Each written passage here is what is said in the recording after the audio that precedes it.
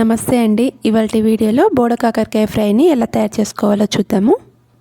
ఈ బోడ కాకరకాయ చాలా బాగుంటుందండి. హెల్త్కి చాలా మంచిది. ఎన్నో ఔషధ గుణాలు ఉన్నాయి. వీటిని ఆకాకరకాయ, బోడ కాకరకాయ, అడవి కాకరకాయ ఇలా ఒక్కొక్క ప్రాంతంలో ఒక్కొక్కటిగా అంటుంటారండి. చాలా హెల్త్ బెనిఫిట్స్ ఉంటాయి కాబట్టి ఎక్కువగా తినడానికి ట్రై చేయండి. మరి దీనికోసం నేను ముందుగా ఇక్కడ ఒక 1/2 kg బోడ కాకరకాయలను తీసుకున్నాను.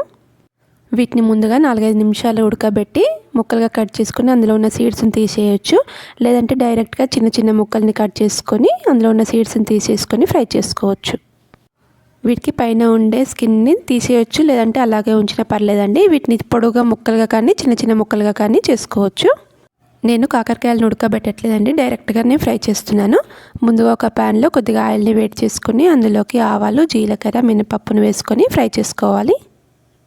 ఇందులోకి ఒక 2 ఎండుమిర్చిని కట్ చేసుకొని వేసుకోవాలి. ఇప్పుడు ఇందులోకి సన్నగా పొడవుగా తరిగిన ఒక 2 మీడియం సైజు ఉల్లిపాయలని వేసుకొని ఫ్రై చేసుకోవాలి. ఉల్లిపాయలు ఎక్కువగా ఉంటే టేస్ట్ బాగుంటుందండి. అలాగే కొద్దిగా కరివేపాకును కూడా వేసుకొని ఉల్లిపాయలను కొద్దిగా ఫ్రై చేసుకోవాలి. ఇప్పుడు ఇందులోకి ఒక 1 టీ స్పూన్ అల్లం వెల్లుల్లి పేస్ట్ని వేసుకోవాలి. అలాగే కొద్దిగా పసుపును కూడా వేసుకొని అల్లం వెల్లుల్లి పేస్ట్ పచ్చివాసన పోయే వరకు ఫ్రై చేసుకోవాలి. ఇప్పుడు ఇందులోకి మనం కట్ చేసి పెట్టుకున్న బోడ కాకరకాయ ముక్కల్ని వేసుకొని కలుపుకోవాలి.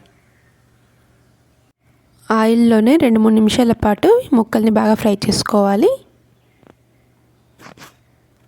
తర్వాత మూత పెట్టుకొని 4-5 నిమిషాల పాటు ఉడికించుకోవాలి.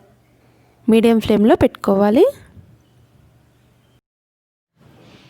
ముక్కలు కొద్దిగా ఉడికిన తర్వాత ఇందులోకి తగినంత ఉప్పు, కారం వేసుకోవాలి.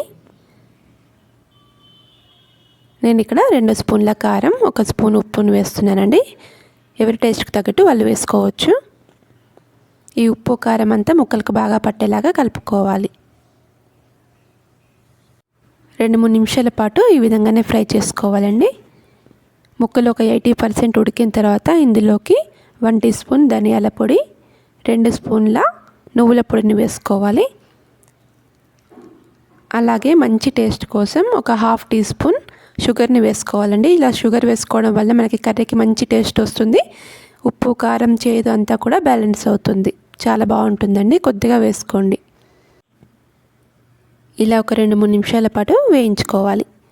ఇప్పుడు ఒకసారి ముక్క ఉడికిందో లేదో చెక్ చేసుకొని ముక్క ఉడికిన తర్వాత స్టవ్ ఆఫ్ చేసుకొని సర్వింగ్ బౌల్లోకి తీసుకోవాలి. అంతే అండి, చాలా ఈజీగా మనము ఈ కర్రీని ప్రిపేర్ చేసుకోవచ్చు. చాలా టేస్ట్గా ఉంటుంది. మీరు కూడా తప్పకుండా ట్రై చేయండి. Thank you for watching.